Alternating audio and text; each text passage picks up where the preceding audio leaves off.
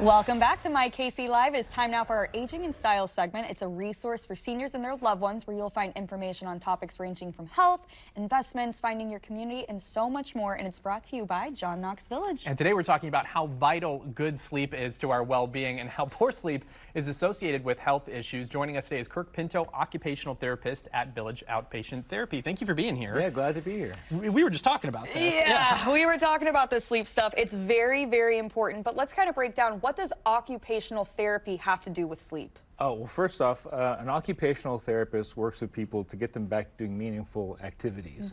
That could be tying shoes, feeding their dog, or getting back to their job. And that also includes sleep.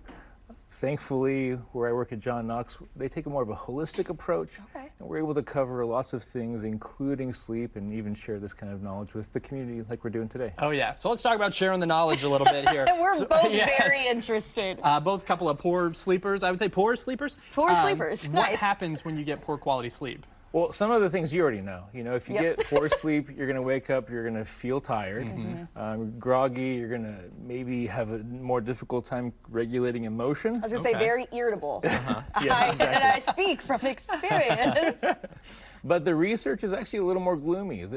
Poor sleep chronically can lead to cardiovascular disease, cancer, dementia, depression, weight gain, diabetes. It's pretty rough. So it's very vital. How can we then get better sleep? Because obviously we want to avoid those negative impacts. Yeah, there's really, I think you can narrow it down to three basic categories here.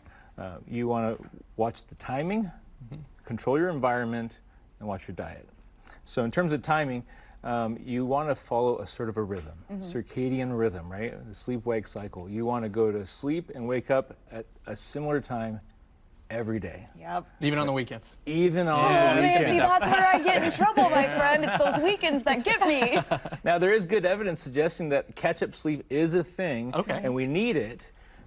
Probably best off getting appropriate amounts of sleep every night in the first place. For sure. What about like power naps and stuff? Like, are those a thing? Can you take like a power nap and it be beneficial? And when you answer that, also tell me if it is good for power naps. How long is a power nap supposed to be? Because I've heard people say like, 5 minutes. And I'm like, you're sleeping for 5 minutes and you're going to wake up and feel good? Like, be for real. So, power naps. This is another one that's sort of catch-22. If you're trying to compensate for poor sleep, it'll give you short-term benefit, not overcome long-term detriment. Okay. Right? But a power nap is best about 17 minutes. Even that. 17 minutes? In fact, it's usually no more than 30 minutes and sometimes paired with coffee. They call it a nappuccino.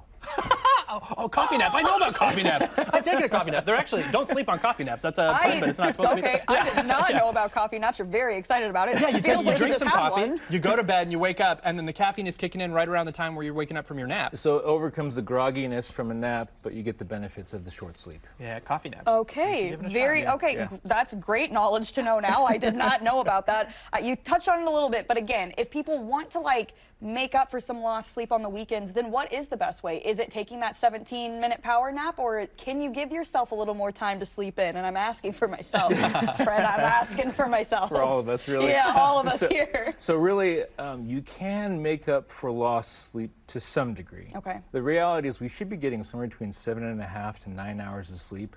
And if you're cutting that short by 2 hours a night, by the weekend, you're 10 hours short on sleep. You're probably not sleeping 10 hours on top of your recommended sleep on the weekend. Sure. So, maybe you are. Maybe you are. I was going to say, I don't want to like say on live TV that I am, but I am. I am doing that. But that's happens. No, that's all right. If you, this is why we're learning. Then you're one of the rare few making up for the lost sleep. But the reality is most of us aren't. Yes. But what will happen is when you first start catching up on sleep, your body is going to go into the deep sleep or slow wave sleep first. That's what your brain needs the most. It's going to release more growth hormone. Your body's going to engage a cleanup system called the glymphatic system. It actually cleans out beta amyloid proteins in the brain, which is responsible for Alzheimer's disease. Okay. Oh, so very important. Yeah.